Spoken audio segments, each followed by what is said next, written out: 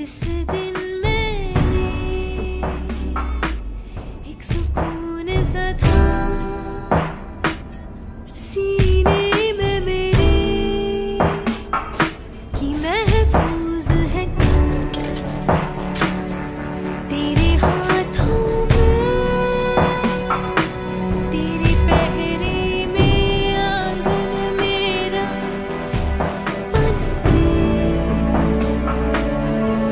तू न चलेगा अकेला कभी की संग चलेगी मेरी दुआ तू न थकेगा कभी की ताकत तुझ में लाखों की है।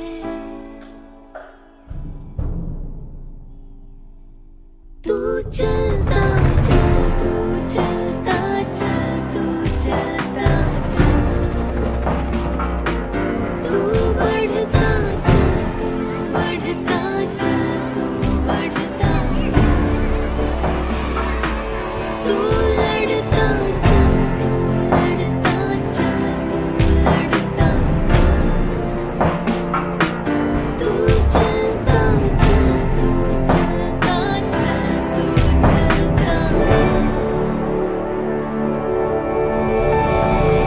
नमस्कार, मैं याशी जैन, पर्वतारोही याशी जैन, आपके अपने शहर रायगढ़ से हूँ। मैंने कंप्यूटर साइंस में बीटेक किया है और मेरी स्कूलिंग रायगढ़ शहर से ही हुई है। मेरी पर्वतारोहण की शुरुआत क्लास 12 पास करने के बाद जब मैं बीटेक फर्स्ट ईयर में थी तब हुई। मैंने एक मैगजीन में अरुणिमा सिन्हा मैम के बारे में पढ़ा था। वो एक पैर से एम्पुटी है, उसके बावजूद उन्होंने सातों महाद्वीप की जो हाईएस्ट समिट है उसको पूरी तरह से सफलतापूर्वक समिट किया है। तो उनको देख के मैं बहुत ज़्यादा इंस्पायर हुई, तो मुझे लगा कि क्यों ना मैं भी यही चीज़ करूं। फिर मैंने अपने मम्मी पापा को अपना ये एम बताया तो उन्होंने भी मेरा सपोर्ट किया। इंडिया में बस 5-6 ही ऐसे इंस्टीट्यूट हैं जो माउंटेनियरिंग के हैं और जो उनके कोर्स करवाते हैं। और जब वहाँ बात किया तो पता चला कि कम से कम 2 से 3 साल की वेटिंग लिस्ट है। फिर पापा ने बहुत कोशिश की, मेरा दार्जिलिंग के HMI इंस्टीट्यूट में दाखिला हुआ। जब मैं बेसिक कोर्स करने गई तब मुझे पापा वहाँ छोड़ने गए थे और पापा की वहाँ पे मेरे इंस्ट्रक्टर और प्रिंसिपल सर से बात हुई और तब पापा को उनसे बात करके पता चला कि ये माउंटेनियरिंग का कोर्स करना ही कितना ज़्यादा डिफ़िकल्ट है। खुद का बैग खुद उठाना, कम से कम 10 to 15 kgs का वो बैग हुआ करता था और फिर गहरी गहरी खाइयों को पार करना, ऐसी कई सारी कठिनाई है जिसके बारे में पापा जानते नहीं थे। तब मुझे वहाँ छोड़ते समय पापा ने मुझे एक बात कही कि बेटा, अगर तुम्हें मन नहीं करे और अगर तुम्हें डर लगे आगे जाने में तो तुम तुरंत मुझे कॉल करना, मैं तुम्हें लेने आ जाऊंगा। तब मुझे थोड़ा तो डर लगा लेकिन मन में विश्वास भी था कि मैं इसको अच्छे से पूरा कर पाऊंगी। मेरे बेसिक ही कोर्स की बात है, एक दिन मेरी तबीयत थोड़ी ठीक नहीं थी और उस दिन हमको कम से कम 15 से 16 किलोमीटर चलना था और 7-8 किलोमीटर जाने के बाद मुझे बहुत ज़्यादा थकान होने लगी और मन में ये ख्याल आने लगा कि मैं यहाँ क्यों आई हूँ, मैं यहाँ क्यों इतना मेहनत कर रही हूँ, क्यों ना मैं वापस चले जाऊँ। और तब मन में ये भी आया कि मेरे पापा ने मुझसे कहा था कि बेटा, अगर तुझे करने का मन नहीं करे तो तू ज़रूर वापस आ सकती है। फिर मैंने मन में ये सोच भी लिया कि चलो याशी अब वापस चलते हैं। लेकिन फिर कुछ ही दूर वापस जाने के बाद मेरे मन में ये भी आया कि मैं इतना दूर, इतना आगे तो आ ही चुकी हूँ, अब मुझे वापस जाने में भी उतनी ही मेहनत करना पड़ेगा। तो क्यों ना मैं आगे जाके एक अचीवर कहलाऊँ, ना कि वापस जाके एक फेलियर का टैग लेके चलूँ। और यही बात है मेरी हमेशा, जो भी मैं किसी भी पहाड़ पे जाती हूँ, जो मुझे हमेशा मोटिवेट करती है और आगे बढ़ने के लिए प्रेरणा देती है। फिर आई मेरी एडवांस कोर्स की बारी। मैंने अपना एडवांस कोर्स निम उत्तरकाशी से किया है। तो जैसे कि मेरे बेसिक और एडवांस कोर्स हो ही चुके थे, अब मुझे अगर माउंटेनियरिंग में आगे बढ़ना था तो सबसे इम्पॉर्टेंट चीज़ थी एक्सपीरियंस की। तो मैंने अपना एक्सपीरियंस गेन करने के लिए एवरेस्ट बेस कैंप का ट्रैक किया। काठमांडू जाने में भी थोड़ी बहुत दिक्कतें आई मुझे, क्योंकि वो एक दूसरा कंट्री था तो वहाँ पे हमारी सिम नहीं चल रही थी, नेट नहीं चल रहा था, तो मुझे होटल ढूंढने में भी थोड़ी दिक्कतें आई। बट सही सलामत मैं काठमांडू पहुँच गई। उसके बाद मेरा एवरेस्ट बेस कैंप का ट्रैक हुआ। वो मेरा पहला एक्सपीरियंस था। मेरा जो सपना है माउंट एवरेस्ट, उसको मैं करीब से देख पाई और उस सपने को पूरा करने का जोश भी आया मेरे अंदर और मैंने बहुत ही अपने एनर्जी के साथ अपना एवरेस्ट बेस कैंप का ट्रैक पूरा किया और मैं अच्छे से वापस आ गई। फिर मेरी गर्मियों की छुट्टियों में मैंने अपना माउंट जोगिन 3 का प्लान किया और उस टाइम पे मैं अपने कॉलेज में ही थी तो मैंने अपने फिटनेस पे ज़्यादा ध्यान नहीं दे पाया और जोश में जोगिन 3 सबमिट करने के लिए चली तो गई थी, जिसकी हाइट 6116 मीटर थी। पर वहाँ जाने के बाद मुझे बहुत सारी तकलीफ़ें आई क्योंकि मेरा उस टाइम पे वेट ज़्यादा था और वो मेरा सबमिट भी नहीं हो पाया था। पर इसी असफलता के बाद मुझे पता चला है कि अगर आपको सफलता चाहिए तो आपको उसके पीछे मेहनत भी करनी पड़ेगी। तो अब मैंने ठान लिया कि अब आगे मैं जो भी पीक के लिए जाऊंगी तो उसमें पूरी तरह से फिट होके ही जाऊंगी। जब आप किसी चीज़ में असफल होते हैं तो उसके बाद आप दुगने जोश से किसी सफलता के पीछे भागने लगते हैं और मेहनत करने लगते हैं। तो अपनी असफलता के बाद मैंने ये ठाना कि अब मुझे यूरोप का जो हाईएस्ट पीक है माउंट एल्ब्रस उसको समिट करना है, और हमारे छत्तीसगढ़ में अभी तक किसी ने भी ऐसा नहीं किया है। तो मैंने अपने मम्मी पापा को बताया कि अब मुझे यूरोप का हाईएस्ट पीक समिट करने जाना है। उन्होंने डरते हुए हाँ तो कह दिया, पर मुझे पता है कि कई रातों की नींद उनकी उड़ गई थी। यूरोप की सबसे बड़ी कठिनाई तो ये थी कि वहाँ मैं जो जैसे कि प्योर वेज हूँ, लेकिन जैसे तैसे मैंने वहाँ पे ब्रेड और सैलड खा के अपना माउंट एल्ब्रस का ट्रैक पूरा किया, और कई कठिनाइयाँ भी आई।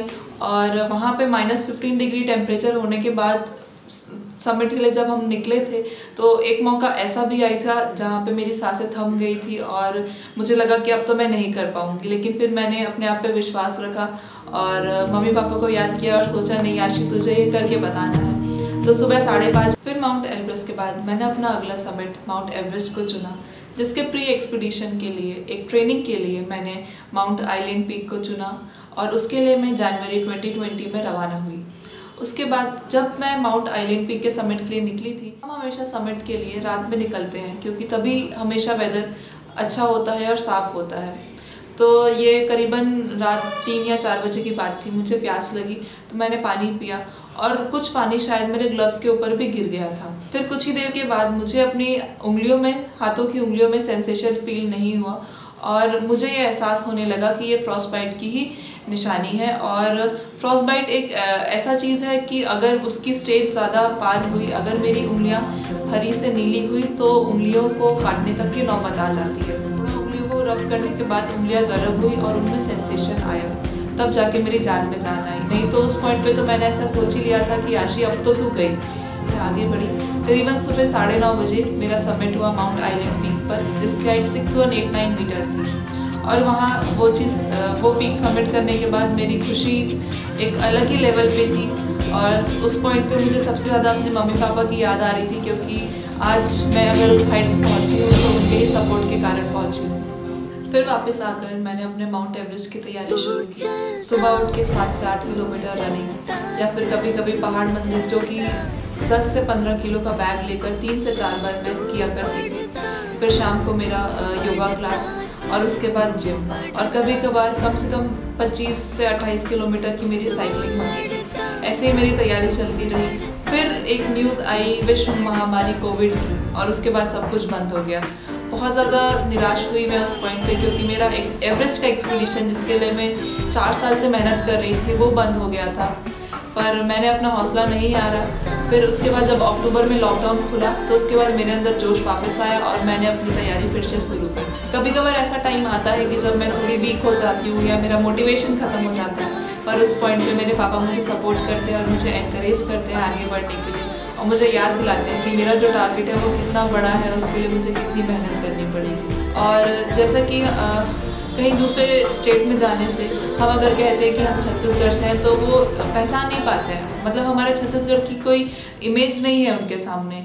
तो तभी ये सारी चीज़ें देखने के बाद मैंने सोचा कि नहीं, अब तुझे कुछ ऐसा करना है कि जिससे हमारे छत्तीसगढ़ का देश, मेरे प्रदेश का नाम आगे बढ़े और लोग जाने कि हम छत्तीसगढ़ियाँ किसी से कम नहीं हैं। जबकि नृत्य, संगीत, संस्कार और शैल चित्र और बिजली और स्टील ही हमारी पहचान है, फिर भी लोग ऐसा क्यों सोचते हैं कि हम छत्तीसगढ़ियाँ किसी से कम हैं। हमारे छत्तीसगढ़ में और भी जो मेरी बहनें हैं और जो बेटियां हैं वो आजकल हर क्षेत्र में आगे बढ़ रही हैं, पर उनको वो रिकॉग्नाइजेशन नहीं मिल पा रहा है जो कि उन्हें मिलना चाहिए। और इसीलिए मैंने अपना इतना डिफ़िकल्ट टारगेट चुना है, जिससे कि मुझे देखकर और भी बेटियां, महिलाएं मोटिवेट हों और वो कुछ अलग करने का सोचें।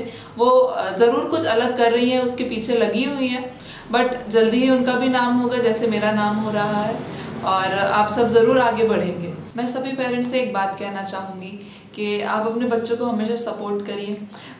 ज़रूरी नहीं है कि आपका बच्चा हमेशा पढ़ाई में ही आगे रहे, वो स्पोर्ट्स में भी आगे हो सकता है या डांस या म्यूज़िक में भी आगे हो सकता है। आप बस पहचानिए कि आपके बच्चे का हुनर किस में ज़्यादा अच्छा है, तो उसके बाद आप उसको उस चीज़ में सपोर्ट करिए, तो शायद वो ज़्यादा अच्छे से परफॉर्म कर पाएगा। क्योंकि हमेशा एक बच्चे के लिए उसके मम्मी पापा का ही सपोर्ट सबसे बड़ा होता है। अगर वही नहीं मिलेगा तो वो शायद किसी भी चीज़ में अच्छा नहीं कर पाए। हमेशा से मेरे मम्मी पापा का सपोर्ट तो हमेशा ही रहा है मेरे साथ, और मेरे पापा का सपोर्ट कुछ ज़्यादा ही।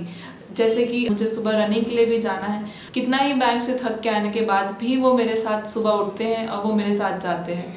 मेरे और पापा का रिलेशन बहुत ज़्यादा फ्रेंडली नेचर है, और आज तक मैंने उनके साथ अपनी हर बातें शेयर करी और उन्होंने मुझे सपोर्ट भी किया है हर चीज़ में।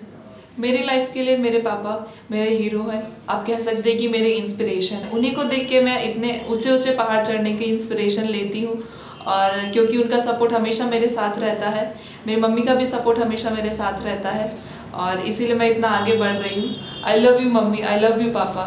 छत्तीसगढ़िया सबले बढ़िया, जय छत्तीसगढ़, जय भारत।